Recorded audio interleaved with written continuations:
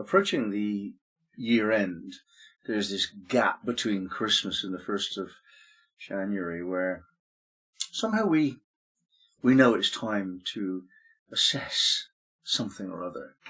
It's intuitively obvious. We make resolutions, don't we? New Year's resolutions following that assessment. So it's pretty clear that those of us who are into astrology would look at what has happened in the last year and what is likely to happen next year. And it's a good time to just get some notes written down about these things. And there are so many transits that happen in a year that have to be selective. And I've made my selection pretty clearly. I'm only interested in the outer planets for the most part. Even Saturn transits and Jupiter transits, they come and go, but the outer planets, they don't come and go, they come. And then they're with you.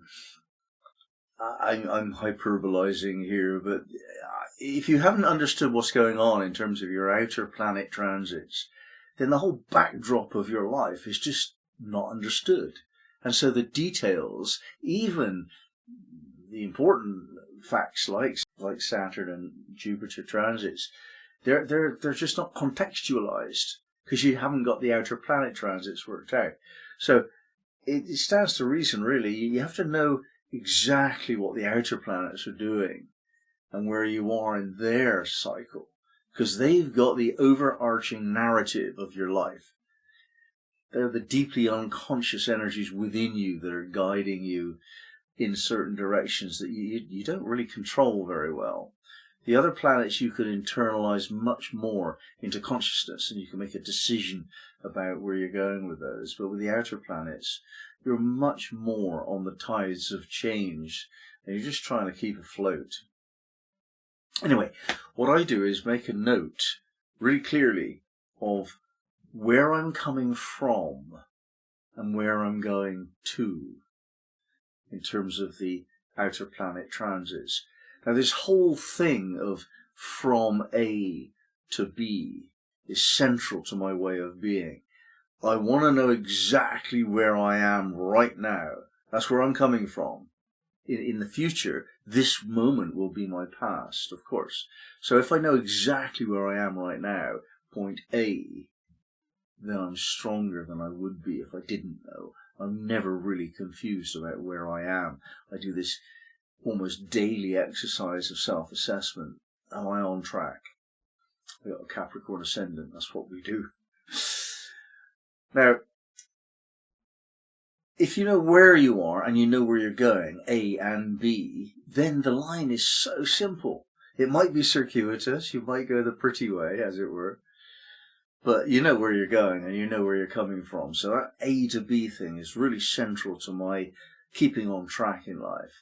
And that means that at any point in time, I want to know where I am and where I'm going in terms of the outer planet transits, A and B. So if I look at my last significant Pluto transit, my Moon and my Saturn are both being transited still by Pluto. But the accurate exact transit is gone some time ago, and anyway it's a trine, so I can't say that that's bothered me very much, but it is the case. That's where I'm coming from. Now, where am I going to? Well, as soon as Pluto goes into Aquarius, nothing for me, nothing much changes. I haven't got any early air sign planets to have a trine with, or even a sextile. I mean, I could say I've got Pluto sextile Jupiter, but sextiles, nah, it's not really what we're talking about. There's nothing major happening for the foreseeable future with Pluto. So my evolutionary journey has reached a certain point where I'm not actively evolving, we could say, since Pluto is to do with evolution. What that means is that the previous energy of evolution, the last Pluto transit I had, has not yet been assimilated. Now, this is food for thought. It's so often the case that we look for drama in our horoscopes. Oh, I'm going through this terrible transit, and we like to tell people how difficult our transits are. That's so frequently done. I don't think it's wise. I think what's wise is for you to speak of your transits as opportunities, and claiming those opportunities are life challenges, and that's what you're up for at the moment. You're dealing with the life challenge of that transit.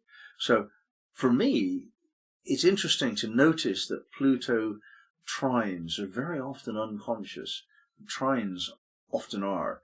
That's the one lovely thing about a square and an opposition from Pluto. You know it's happening. There's no confusion about what's going on. Whereas with a trine, unconscious things are going on very often. Trines are very much less in your face. So I need time to assimilate that, it seems. Years and years and years, it seems.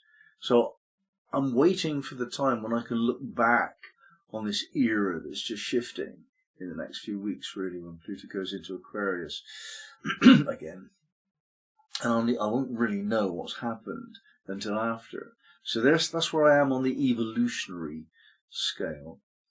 On the scale of creativity, Neptune has been hovering around square to my Venus for some time. And I have to say that my Neptune, which is in Libra, represents a generational attitude to love and relationship, which is very idealistic. We were the hippies. We thought that all you need is love, man, and all the wars would end. And that was really, really silly. And that translated into our approach to relationships. So we've got this idea of wanting a perfect relationship, to be highly spiritual. And that's an ideal. It's not realizable very easily at all. It's a spiritual practice if you do. And I've been made aware of that in recent times, and Neptune squaring my Venus in 26th degree of Gemini, the winter frost, this sense of impeccable beauty. I really want beauty to be perfect. And of course, beauty is never perfect. So Neptune has been disabusing me of that silliness consistently well for some time. So that's where I'm coming from with my Neptune. And it's like a Neptune transit. They seem to go on and on and on, and you're foggy and confused about what's going on. Now, when Neptune goes into an Aries, over the next kind of year or so, then it's going to start being in conjunction with my Jupiter. So my creativity is going to take a whole different direction. My Jupiter in Aries is a very creative force. It's not very imaginative, not very subtle, but it's a force, and I make things happen. Now with Neptune there, it's just like the making things happen won't be quite as dynamic and assertive, but it will be much more worthwhile. There'll be a creative flair involved in what I make happen. And one of the stories that you could tell of my life is that I've been running around doing things without really worrying very much about whether it's worth doing. You know, I've been a traveller on the road, and you just want to move. Yeah, as long as movement is occurring, then you're doing your job. And I've been like that with projects as well. But when Neptune enters the field, it's going to make my Jupiter very much more conscious of another force which has been ignoring all its life. And that will colour my creative output. So I can feel it coming, and this is the thing. I'm aware, by talking it through and writing it down, I'm aware of what's passing with the Neptune square Venus. And I can actually feel what's coming with the Neptune conjunct Jupiter. I can feel that. I can think it through to the level where I can actually feel it. And this helps me plan. It means that any particular creative project that I want to undertake, which needs Neptune, is too early. I need to wait. Any creative project that I want to undertake insensitively that really doesn't need Neptune, I better get on with it, because I'm not going to be so insensitive.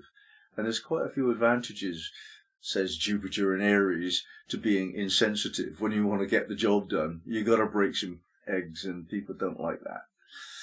making omelettes. So that's where I am with my Neptune. Creativity of relationship is going to morph into creation of projects. That's where I am with that.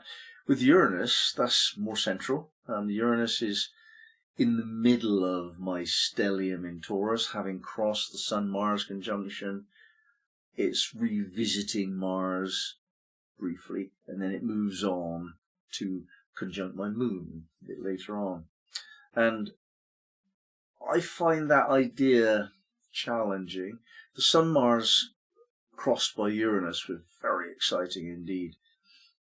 I had such an amazing wash of ideas come through, and I managed to write them all down, and I created web pages for them, and I got people interested to talk about it with me, so I kind of learned these new ideas I've had, and I think it's been the most productive time of my life on the mental level, coming up with new ideas.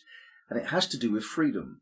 The whole thing about esoteric study is one example that I'm centrally involved in.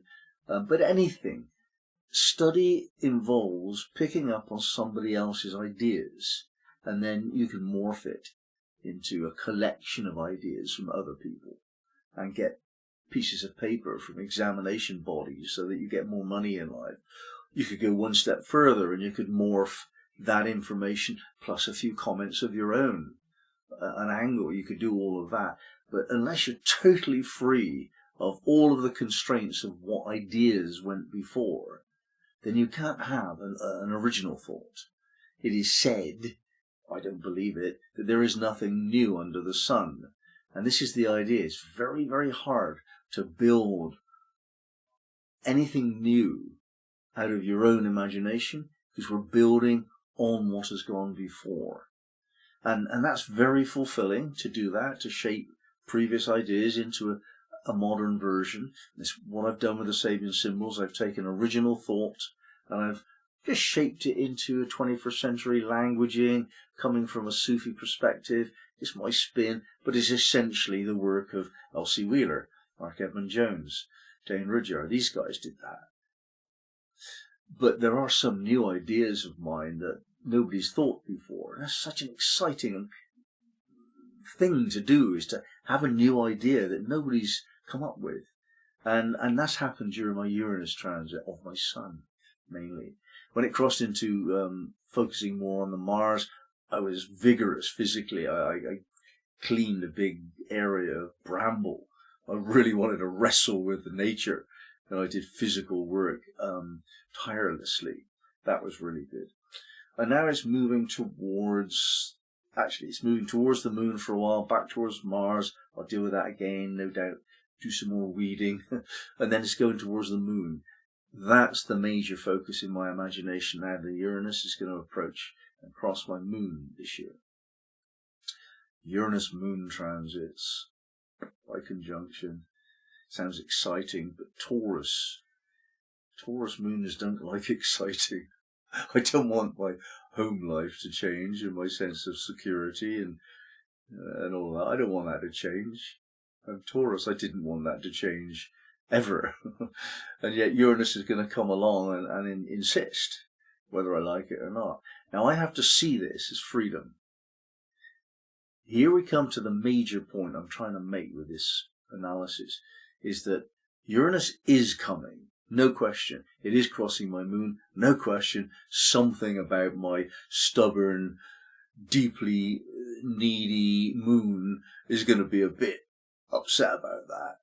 No good. That won't help. I can't use that. It's not to my benefit to be upset and afraid of being insecure and so on.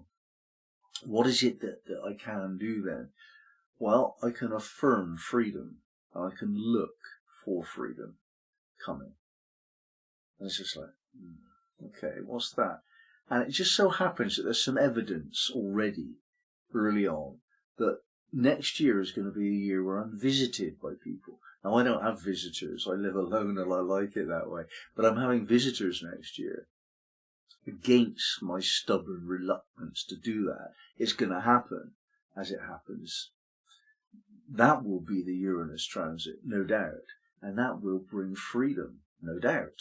More people, more ideas, more input. You're going to be freer to do stuff, more energy. So that's what it will be. And as long as I know that that's coming, I can welcome it. And I don't have to be churlish because there's somebody walking around in my kitchen. And I don't have to be disappointed because I have to change my plans to take in somebody else's will. I have to do that because I'm having a Uranus transit. There's no question.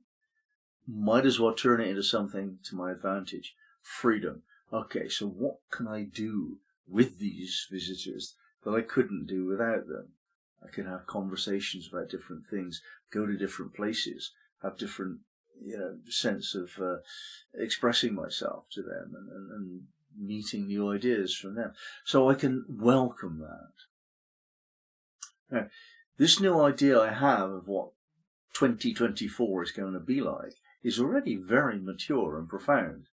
I know I'm going to have to come to terms with people in my house. Okay, right, I'll get to that. I'll try to get my head around that now before it becomes an upset in the future. Creativity, I can expect my creative flair to shift dramatically during the next period as Neptune approaches ingress into Aries. Thirdly, Pluto's evolutionary track is saying to me, look, don't look for more information, more data. You've got all the data you need.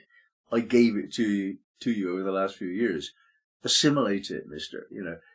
Get your head around what has actually happened. Now, this is another thing that my clients talk about. They go through this major transit, and I say, well, that was amazing. You survived that. What did you learn? Oh, I had this, that, and the other experience, and I didn't like it, and blah, blah, blah. I didn't ask that question. What did you learn?